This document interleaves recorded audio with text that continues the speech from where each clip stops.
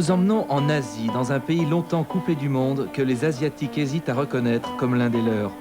Nous allons tenter de découvrir un peuple hallucinant qui souffre du complexe mythologique d'être unique et dont l'univers nous est totalement étranger, comme déformé par un prisme de clichés.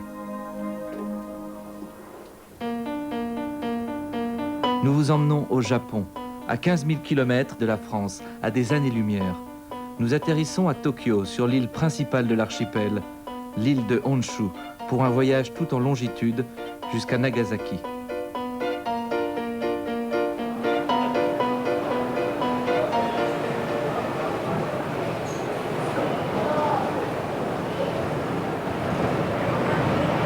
Tokyo Ozaimasu, bonjour de Tokyo et bienvenue au Japon.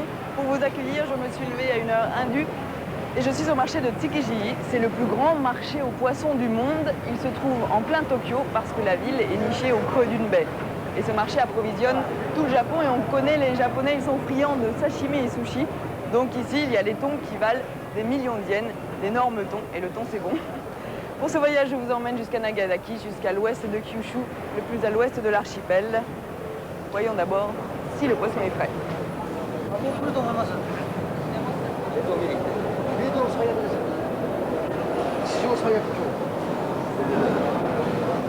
Tsukiji est un quartier artificiel aménagé sur une partie asséchée de Tokyo. Au début, y étaient parqués les étrangers fraîchement débarqués au Japon. Puis ce fut le sort des poissons, débordant chaque nuit des chalutiers, et le sinistre ghetto est devenu une criée vivante et tonitruante, qui accueille avec indifférence les gaijin, les étrangers, impressionnés par les signes indéchiffrables de la bourse au thon.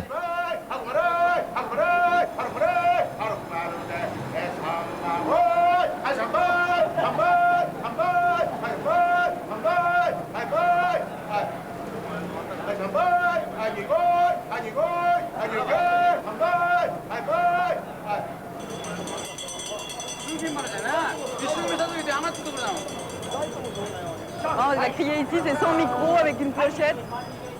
Alors que nos plus petites criées en France, elles sont avec ordinateur, micro. Et ici, on pourrait penser qu'on est quand même au pays de la technologie avancée. Et bien pas pour le poisson.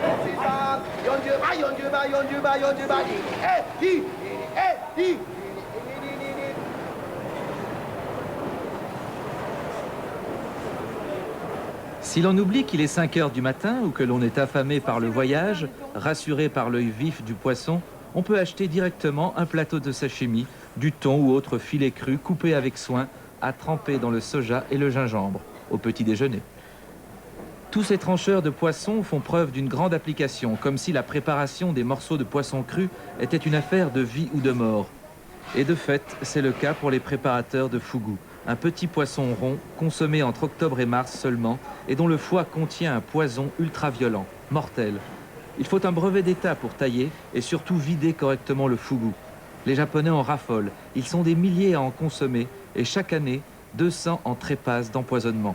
À tous égards, le fugu est un luxe rédhibitoire.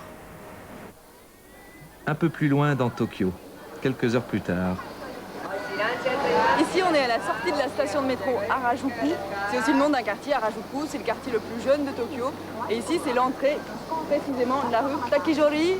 Et elle est spécialisée dans l'âge 15-17 ans. C'est un peu étonnant. À Tokyo, on a l'impression qu'il y a une rue où on peut s'amuser quand on a entre 15 et 16 ans, venir se montrer. Il y a des looks, des styles assez étonnants, typiquement japonais. Et les filles très jeunes font très attention à leur look. Donc je vous y emmène, on va faire un peu de shopping et je suis sûre que très vite je vais me sentir assez ringarde.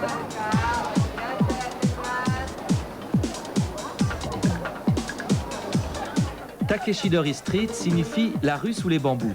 Elle est très longue et va jusqu'au centre-ville depuis la gare d'Harajuku. La bonne attitude pour un takenodo, une pousse de bambou comme on surnomme les adolescents qui y déambulent, c'est de la parcourir plusieurs fois, rapidement, sans vraiment prendre le temps d'y faire le shopping. Ça, c'est branché.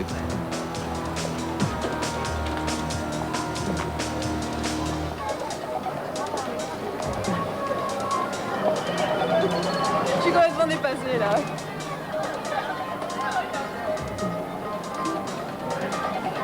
Tokyo est une ville organique, chaotique, surgit des cendres, des bombardements américains dans un désordre sympathique, des maisonnettes aux tours infernales. La ville s'étend sur 23 arrondissements et abrite 8 millions d'hommes et de femmes pressés d'être au XXIe siècle. Mais c'est à Harajuku que toutes les modes passées sont autorisées. Néo-hippies, pseudo-punk et macramé. C'est le quartier où trouver sa tenue panthère et ses bottes fourrées. Le coin où le yen, la monnaie japonaise, n'est pas surévalué. Il y a des affaires à faire. De préférence, il faut des grosses chaussures aussi. Grosses chaussures. C'est assez spectaculaire en fait, ça vaut le coup de venir traîner ici. En quittant Takeshidori Street, on peut même caresser l'espoir d'apercevoir une Maiko, l'apprentie geisha habillée de son hobby traditionnel noué à la taille. Encore un effet de mode, car depuis qu'en quelques jours de crise, 1500 milliards de dollars se sont envolés à Tokyo, la ville, ses finances et ses croyances appartiennent au monde de l'illusion. La masse emporte tout, la foule des voyageurs quotidiens de Shinjuku. Cette station de métro est la plus fréquentée au monde. 2 millions de Tokyoïtes y transitent chaque jour. Seule solution pour s'y retrouver, se donner rendez-vous au chien, une statue très célèbre, et bien sûr, s'appeler avec le téléphone le plus minuscule possible pour effectivement se retrouver.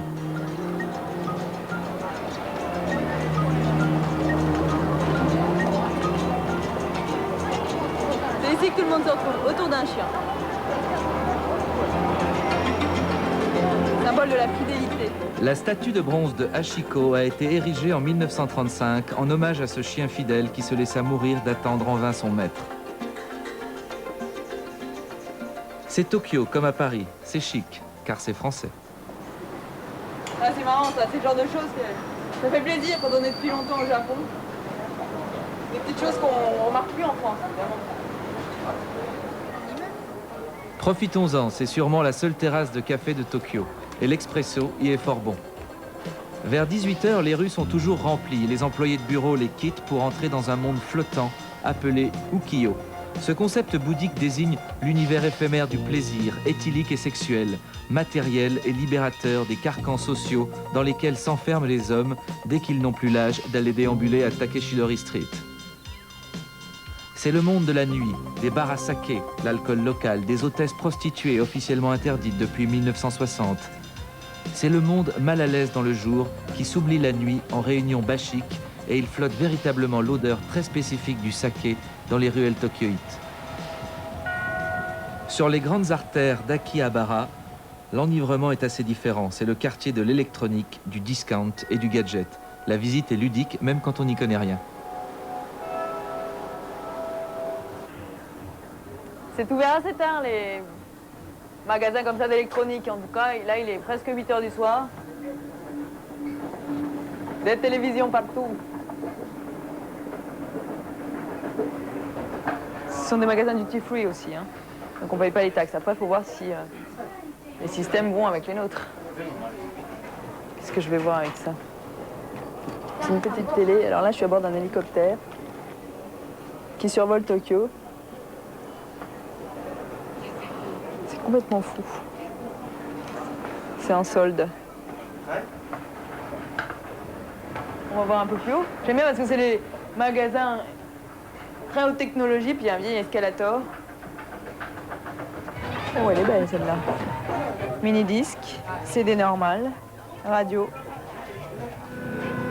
Ah, vite, vite, vite, trouvons le... Ah, bah voilà. 52 800, ça fait 2000 francs. Le dernier système DVD, là. Ultra bonne définition.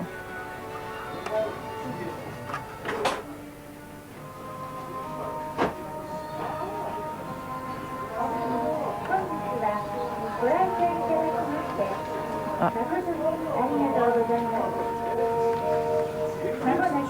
C'est un rêve, hein. Un cocktail de fruits de rêve.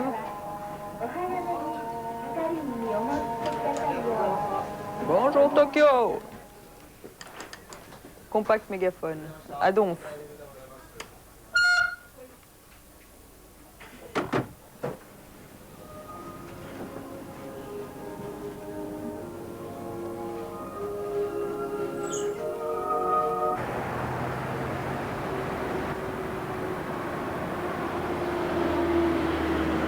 Un autre défouloir adulte virtuel et fantasmagorique, c'est le loisir sur jeux vidéo.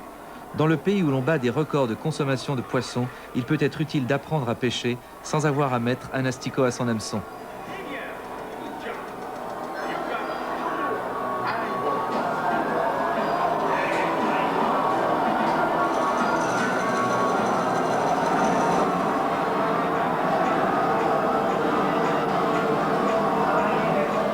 L'ambiance n'est pas vraiment celle d'une bucolique rivière à truites, mais ici, rien ne ressemble à rien.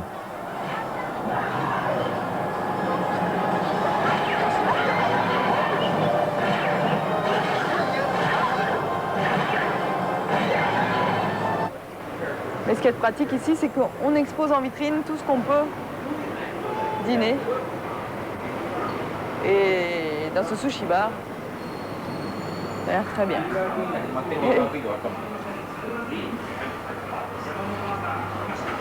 Sushi bar, ça tourne en serre, on dirait.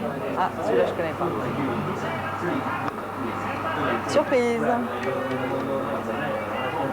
Alors là, c'est pour la sauce. Ça, c'est au poisson cru. Comme souvent, vous me direz, mais haché.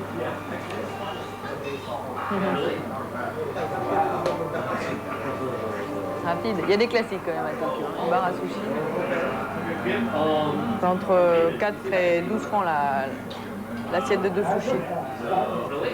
C'est de la méduse, ça, ou... Avec un peu des œufs.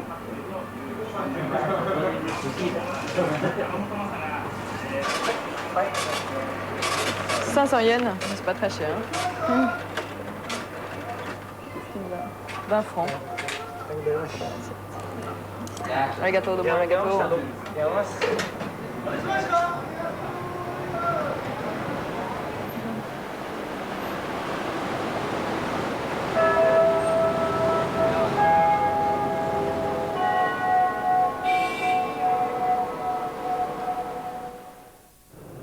À Tokyo, on circule en métro. Et pour quitter Tokyo, on voyage à bord du Shinkansen, l'ex-plus rapide train du monde, tiré par 16 000 chevaux électriques. Là, j'ai pris un Shinkansen depuis Tokyo pour Nagoya et maintenant Nagoya-Takayama. Et si je peux vous donner un conseil avant de partir au Japon, c'est en France, dans une agence de voyage japonaise par exemple, d'acheter un Japan Rail Pass. Ça coûte 50 000 yens, ça fait 2000 francs à peu près. Et avec ça, on voyage autant qu'on veut au Japon. Il faut quand même réserver sa place. Et là, je vais à Takayama, qui paraît-il est une très jolie ville, une vieille ville, rejoindre Mili, qui va nous accompagner pour tout notre voyage au Japon jusqu'à Nagasaki, juste à l'ouest de Kyushu. Et ces Shinkansen, ce sont les fameux trains qui vont, paraît-il, jusqu'à 300 km/h, mais je crois que commercialement, ils ne vont pas jusqu'à 300 km/h. Beau paysage. Depuis la région du Kanto, nous arrivons en 6 heures de train rapide dans la province du Kansai, près des Alpes japonaises. C'est la fonte des neiges à Takayama. Voilà, j'ai retrouvé Mélie sur le pont de Nakabashi. Nakabashi Bridge.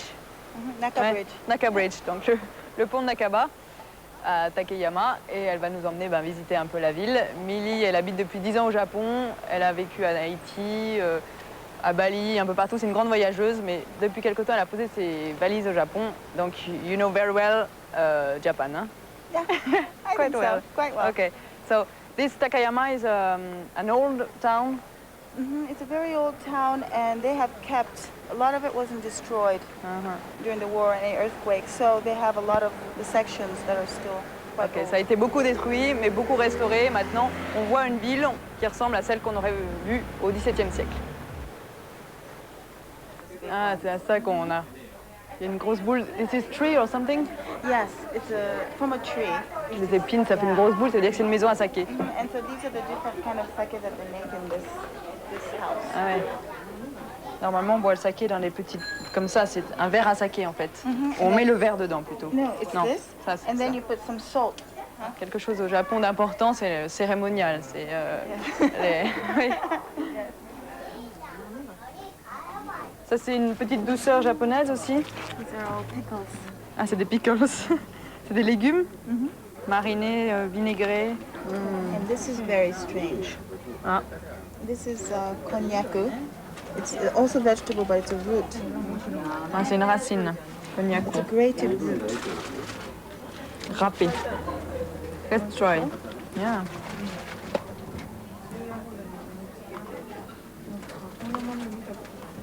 Déjà l'odeur est très strange, très spéciale. Ah, c'est caoutchoutique un peu. Ah, this one you don't try. Celle-là, il y a que moi qui l'ai fait. Ouais. But it's a root.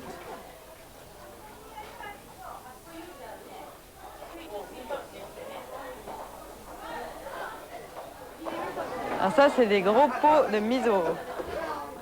Il n'y a rien dedans. Le miso, c'est la soupe qu'on vous sert avec beaucoup de repas. La plupart des repas sont servis accompagnés d'une petite soupe. And this, what it is? That's the miso. Like this? Ah, and you put hot water, of course, and some herbs. C'est bon avec de l'eau chaude. Thank you.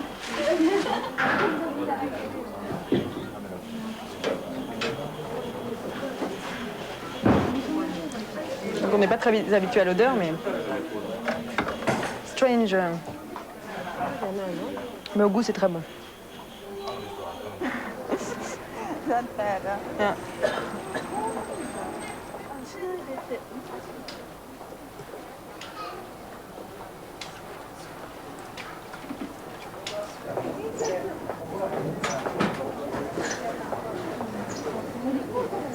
C'est un goûter classique hein, au Japon. Oh no, of this area. Ah, c'est juste à Kayama. Alors profitons-en. Une sucette de riz, s'il vous plaît.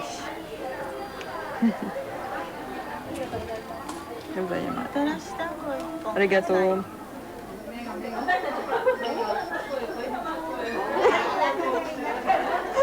Je préfère la mienne, je suis sûre. Merci.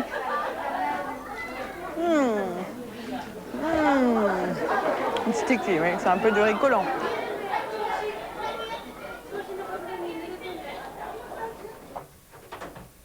Autant à Tokyo, on peut trouver des grands hôtels, autant dès qu'on rentre dans le pays, ben, c'est plus sympa de dormir dans un minshuku. Alors ça, c'est une pièce de minshuku.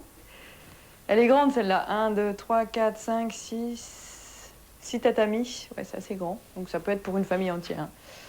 Alors quand on arrive, en fait, on peut se faire un thé. Tout est là pour ça. Voilà. On a de quoi se faire un petit thé. Juste le pousser comme ça. Je pense que c'est là que je trouve le lit. Ah bah oui, ici c'est plein de fleurs, plein de couleurs. Donc ça c'est le futon. Hop. Le matelas japonais. On met un peu dans le sens qu'on veut. Les draps. Minshuku c'est ça, c'est un peu auberge de jeunesse, donc c'est un moyen de loger pas trop cher quand on se balade au Japon. Mais bon, faut un peu travailler.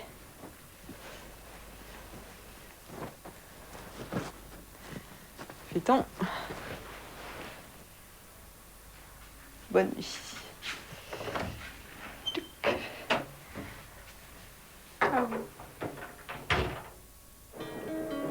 Takayama est surnommée la petite Kyoto. Nous prenons un train régional, cap au sud vers la grande Kyoto, ville-musée, haut lieu culturel et centre d'une civilisation raffinée, miraculeusement épargnée par les bombardements de 1945. Nous traversons les belles montagnes du Kansai pour atteindre l'ex-capitale impériale aux 200 temples, vivante et bruissante. À Kyoto vivent 1,5 million de Kyotoïtes. Selon Mishima, nulle chose au monde n'égale en beauté l'endroit où nous arrivons.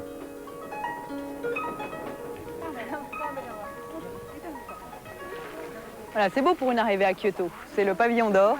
Et il a été construit à la fin du XIVe siècle par un shogun. Et puis ensuite, il est devenu un temple. Et malheureusement, il y a un moine fou qui a mis feu en 1955. Il avait été préservé par les bombardements, par les incendies qui étaient assez courants à cause des petits tremblements de terre. Et donc, il a été incendié. C'est pour ça que maintenant, il est très neuf et un peu brillant. Mais c'était quand même un beau pavillon d'or.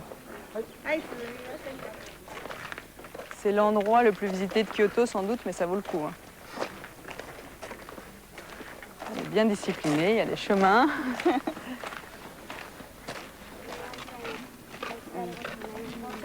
Le lac, normalement, c'est l'endroit où vit le serpent blanc. Ici, on vénère beaucoup la mousse, les arbres, l'eau, tous les éléments. Hein. Yeah. C'est la religion Shinto qui est animiste. En automne, ça doit être merveilleux aussi.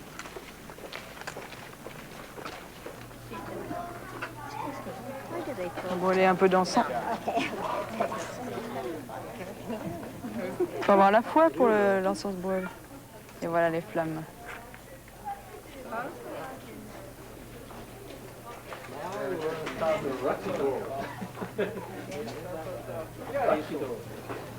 Voilà, et ensuite on dirige la fumée là où on a de la peine, si c'est à la tête, au cœur. Au cœur. On va prendre les grands mots, on va pas prendre les petits bobos.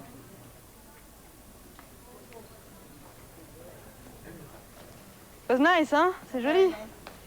Et en fait, je crois que le pavillon d'or, c'est à l'image de Kyoto, c'est-à-dire une ville-musée très bien conservée, où on admire le Japon des temps anciens. Mais c'est une grande ville, là. Hein?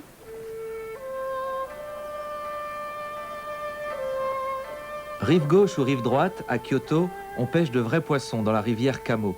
Mais on n'appâte pas les carpes blanches tachetées dans l'étang de la villa impériale de Katsura, cerné de magnifiques jardins. Chaque vue est une harmonie esthétique. À chaque arbre correspond une symbolique particulière ou une allusion poétique. Voilà une petite route sanctifiée.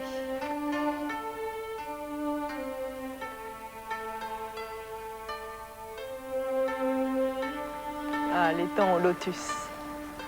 Il y en a quelques-uns en fleurs, pas beaucoup là. C'est joli, c'est tellement délicat. C'est la fleur qui représente le Bouddha, le lotus, parce que peu importe où elle pousse, ça devient toujours une fleur pâle, rose pâle, très pure. C'est le symbole de la pureté, même si elle sort de la boue, de la vase, ça devient toujours une fleur très pure.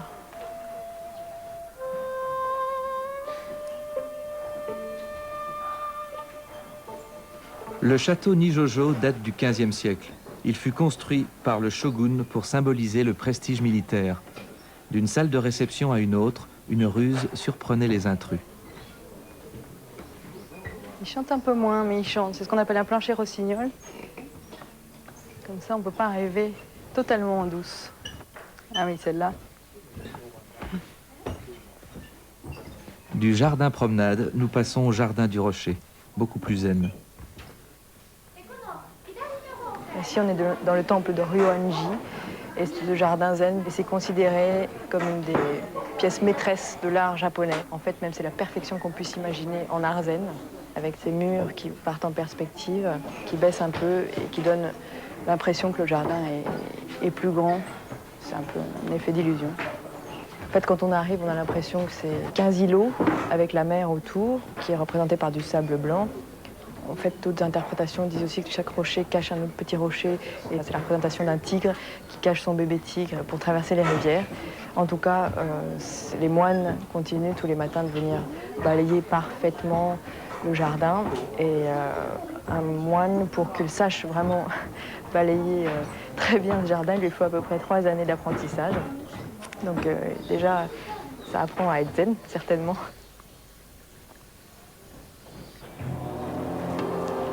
Il est beau ce temple, hein. Comment il s'appelle, Milly? Kiyomizu-dera. Et ça, c'est un temple bouddhiste. Maintenant, je ne sais plus de deviner.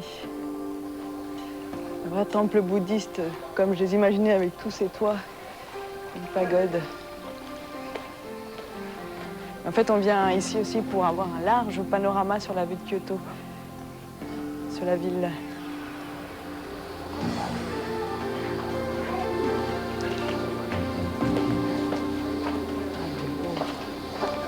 C'est un des plus vieux.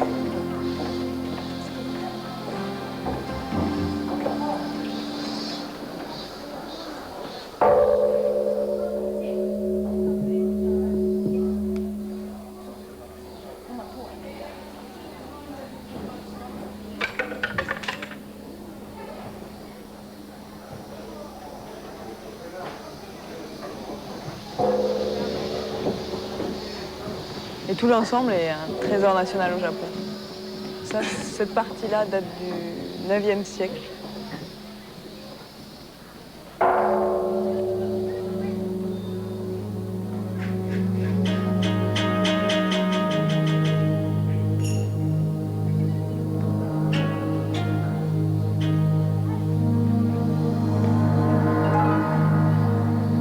Kyoto est la ville à ne pas manquer en voyage au Japon. Elle est magnifique. Chaque ruelle bordée de maisons en bois, chaque escalier menant à un temple, chaque moine faisant l'aumône semble nous séduire pour nous familiariser avec ce que peu de pays offrent autant, l'histoire séculaire est largement transmise.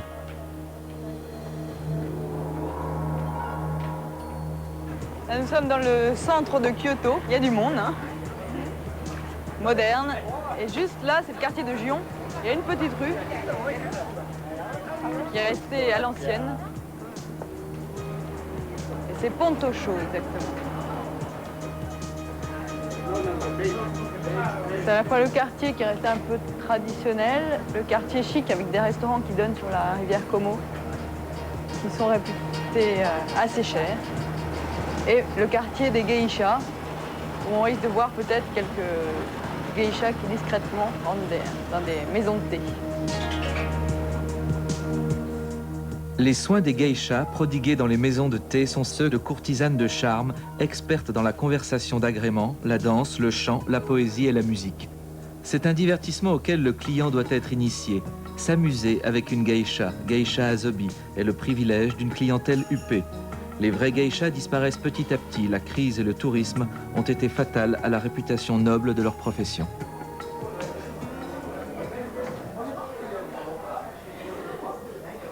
Ça, c'est les signatures?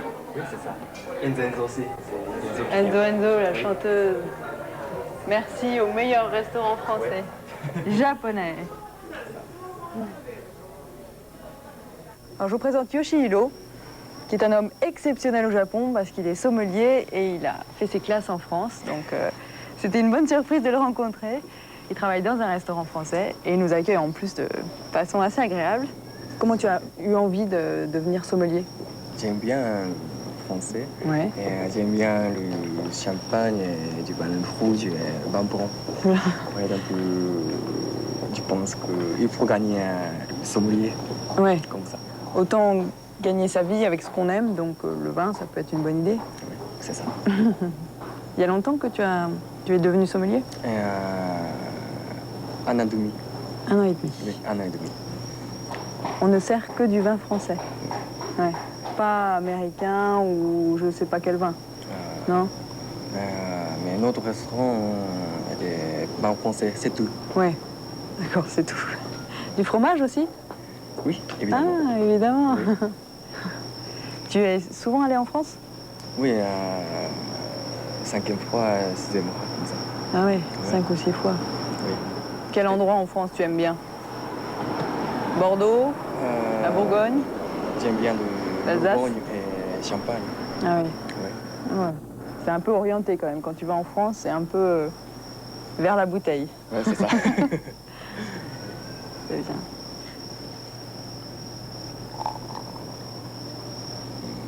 Très délicat et très léger. Il y a des finesses. Comment on dit chin en japonais? Kanpai. Kanpai. Kanpai. Kanpai. Kyoto se laisse gagner par les charmes gustatifs de la France, mais reste le berceau natif de l'authentique culture nippone. Après les pommiers en fleurs, les pommes fleurissent sur le marché. L'ambiance est douce et sereine. Ici sont nées les philosophies les plus zen.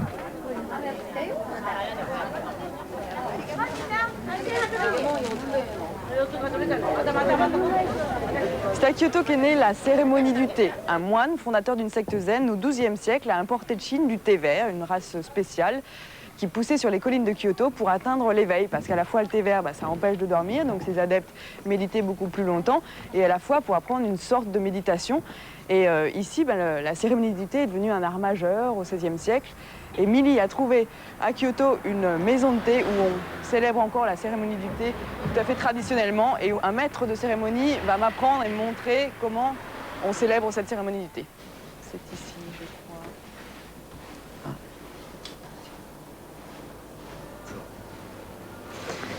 Voilà, la maison de thé.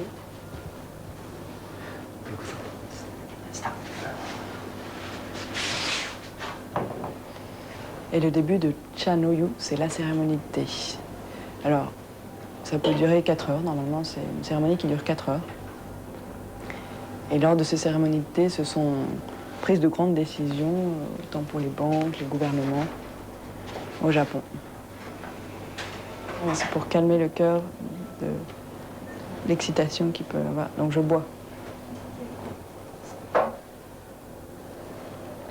Tous les détails ont une signification très particulière.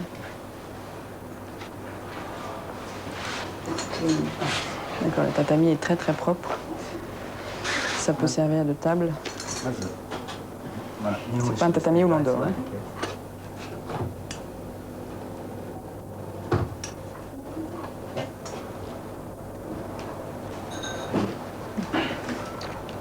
Du saké pendant une cérémonie de thé, je m'attendais pas tout à fait à ça. Combien il y a de cérémonies de thé différentes? モンゴルで草原でパンをあげるの中でやるとか、